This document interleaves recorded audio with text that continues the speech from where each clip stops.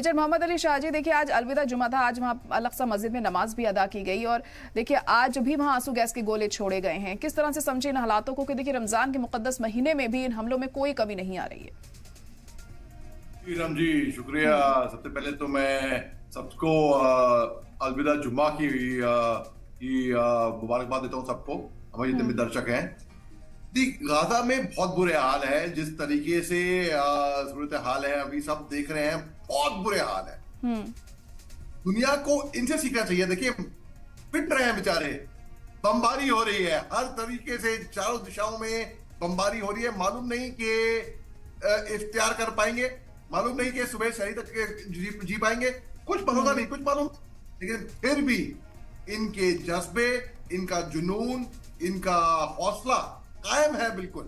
और इनके पास चॉइस भी नहीं है अभी इस टाइम पे, अगर देखे जाए केवल इबादत करने की अभी कोई चॉइस भी नहीं है। मगर फिर भी उसके बावजूद भी मैं कहूंगा, जिस तरीके से देखिए जहां पे नमाजें अदा हो रही हैं, जिस तरीके से ये खुदा को याद कर रहे हैं, और यही चीज मैं कहता अगर यहूदियों के लिए चाहे सिनागोग में होता, मैं वही चीज उनके लिए भी कहता। क्योंकि हमको सबसे पहले देखना है इंसानियत का खात्मा हो रहा है बुरी तरीके से। और मैं अब तक अफसोस है कि दुनिया चुप बैठी हुई है। ओआईसी तो बहुत दूर की बात है, अरे ओआईसी ने ऐसी कुछ ठोस कदम नहीं उठाया है, उनमें ही अब नजर आ रही है। दुनिया सोच रही थी कि 10 मार्च से पहले बल्कि रमजान से पहले कि कुछ इसका हल निकल पाएगा, कोई एक सीजफायर निकल पाएगी। लेकिन देखिए अभी जो मैं देख रहा हूँ आपके टीवी स्क्रीन पे, जो लोग नमाज अदा कर रहे हैं, जी। कोई बेचारों को मालूम नहीं है, कोई गारंटी नहीं है कि अगले पल में क्या होने वाला है इनके साथ, कुछ पता ही नहीं। तो फिर मैं और इजराइल, नेतन्याहू को भी सोचना चाहिए कि क्या इसका फर्क पड़ेगा। बिल्कुल ये बहुत ही अफसोस की बात है और दर्दनाक बात है बिल्कुल ज़रा जी। लेकिन बड़ा दाग देता हूं इनके हौसले को, इनके स्पिरिट को। अब तक इनकी हिम्मत कायम है, माशाअल्लाह।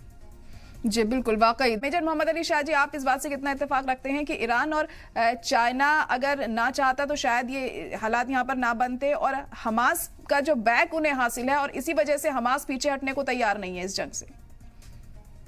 जी देखिए बात तो सही है वैसे एक तरीके से कि ईरान, चाइना, अमेरिका अगर वो चाहता, कई ऐसे राष्ट्र हैं, तो हालात ऐसे इसमें यहाँ पे इस तरीके से नहीं बनते।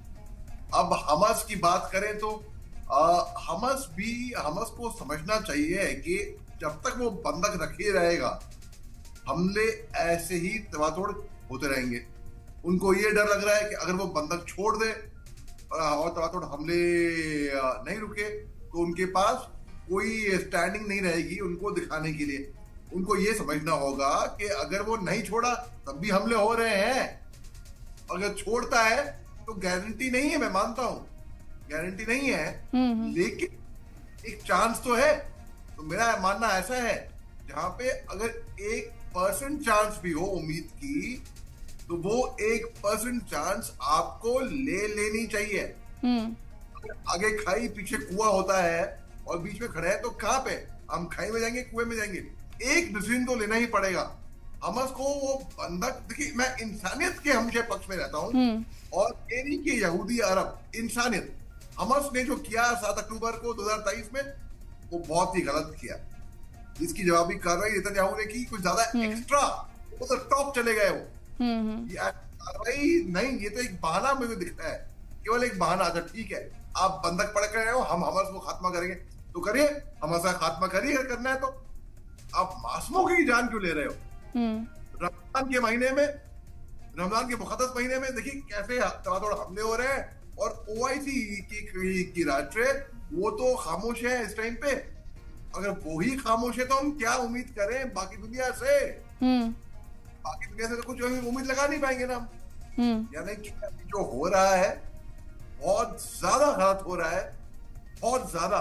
और मतलब ये दिल रो उठता है कि अगर आज गाजा पट्टी में है और इजराइल, और कल को ऐसा ही कहीं पे हालात कहीं पे भी बन सकते हैं दुनिया में। ऐसा नहीं है कि केवल इजराइल और गाजा में बने, और फिर कोई नहीं आया अगर बीच में, अगर कोई ना आए बीच में तो कैसे लगेगा हमको? एक मैं हल्का सा एग्जाम्पल देखिए यहाँ समाप्त करता हूँ। अरे मदार में है और 2 लोगों का झगड़ा हो गया और बीच में कोई नहीं आया, अरे बीच जी में जी कोई नहीं रोकने के जी लिए। बिल्कुल। मेजर मोहम्मद अली शाह जी, आपके पास आना चाहूंगी। अब देखिए, लगातार जो तमाम कंट्रीज हैं कोशिश तो कर रही हैं इस जंग को रोकने की, लेकिन इसराइल पर प्रेशर बनाने में नाकाम ही साबित हो रही हैं। तो ऐसे में क्या लगता है, क्योंकि अब जो यूएस है वो भी इसराइल पर प्रेशर बना रहा है, उसके बावजूद भी इसराइल मानने को यहाँ पर तैयार नहीं है। क्या इतना पावरफुल है इसराइल जो अपने दम पर ये बड़ा फैसला यहाँ पर ले और इसे जारी भी रखे आने वाले दिनों में?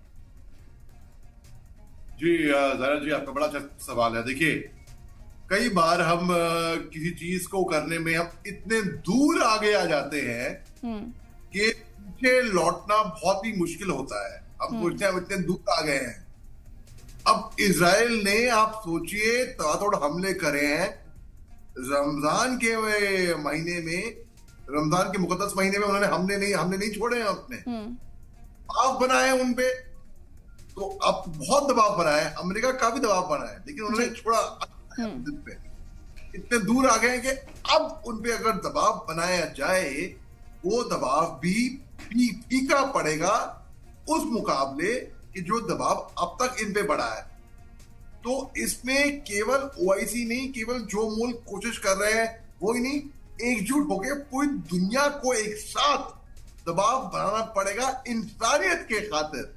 यहूदी अरब नहीं, इंसानियत के खातिर। और अगर ये दबाव, और मैंने कहा था, ये अगर हमने उस टाइम पे नहीं रुकेंगे तो और लंबे चलेंगे आगे, और लंबे चलते रहेंगे। बदकिस्मती से खात्मा क्या होगा? अरे आप, जैसे कि मैं एक एग्जांपल देता हूं हर किसी को समझाने के लिए। कहीं में फंसे हुए हैं, आपको मालूम है यहाँ पे फंसे हुए, यहाँ से निकल नहीं सकते, आप कहां तक दौड़ेंगे, कहां तक बचेंगे, कहां तक डॉज करेंगे? तो यही गाजा पट्टी के लोग बेचारे ऐसे ही मारे जा रहे हैं। इजराइल पे दबाव कोई फर्क नहीं पड़ रहा है। और क्या इतना पावरफुल है इजराइल? नहीं है। क्या इतना पावरफुल है? नहीं है। वो एक भ्रम था कि इजराइल की मिलिट्री इतनी स्ट्रांग है, उनका आयरन डोम सिस्टम इतना स्ट्रांग है, उनकी बहुत सी चीजें थी जो हम उनकी, क्योंकि उनके tour of duty, military service compulsory है 3 साल की हर किसी के लिए, हर किसी नागरिक के लिए। तो एक वो भ्रम तो खैर टूट गया। लेकिन किसी कमजोर को, किसी लाचार को, किसी मजलूम पे अगर हम अत्याचार करेंगे, बुली करेंगे, तो ये कोई बहादुरी नहीं होती। माफ कीजिएगा, ये बहादुरी बिल्कुल नहीं होती। तो मैं इसको बहादुरी बिल्कुल नहीं मानता, ये जो इजराइल जो कर रहा है गाजा पट्टी। मेजर मोहम्मद अली शाह ने बोला ना, बिल्कुल सही बोला है। मैं उस चीज से पूरा इत्तेफाक रखता हूँ कि बहादुरी वाली बात नहीं है। मेजर मोहम्मद अली शाह जी, आप क्या कहेंगे इस पर, कि क्या लगता है क्या जल्दी कोई हल इसका निकल सकता है? क्योंकि कोशिशें हो रही हैं, कोई भी फायदा होता हुआ नहीं दिखाई दे रहा अब तक। जी ज़हरा जी, मैं एक एनालॉजी देता हूं कि अगर किसी को मजबूर करके, प्रेशराइज करके एक चीज बनाई जाए केवल प्रेशर के अंदर, वो इंसान हाँ भी कर देगा। लेकिन जब आप कन्विंस होकर, अपने अंदर से आवाज आती है सेल्फ मोटिवेटेड कुछ काम करने की, आपको वो चीज, उसकी लॉन्जेविटी लंबी रहती है। बस ठीक उसी तरीके से इजराइल में प्रेशर बन रहा है, और बनना चाहिए, और ज्यादा बनना चाहिए, कि वो जब तक वो इस जंग को नहीं रोके।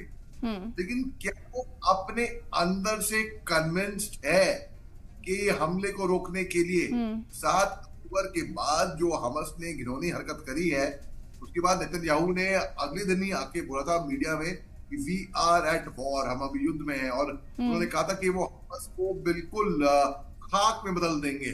और हम तबातोड़ हमले शुरू हो गए थे हमस में, जहां 40,000 से ज्यादा लड़ाके हैं।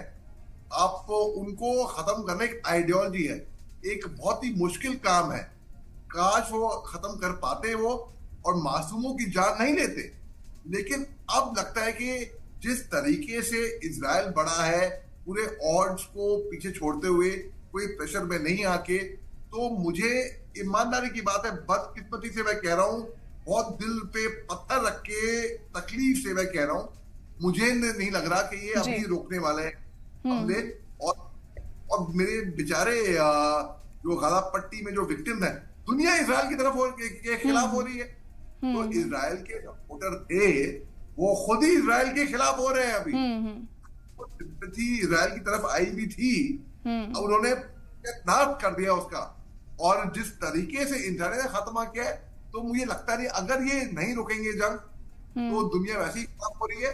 दुनिया और ज्यादा खिलाफ हो जाएगी। जी बिल्कुल, जाहिर तौर पर देखिए दुनिया इजराइल के खिलाफ यहाँ पर हो रही है, लेकिन इजराइल को इससे लगता है कोई फर्क नहीं पड़ रहा। जो रुख इजराइल ने अपनाया हुआ है उसे देखते हुए तो फिलहाल यही लग रहा है। आप सभी का बहुत शुक्रिया हमारे साथ जुड़ने के लिए इस खास प्रोग्राम में।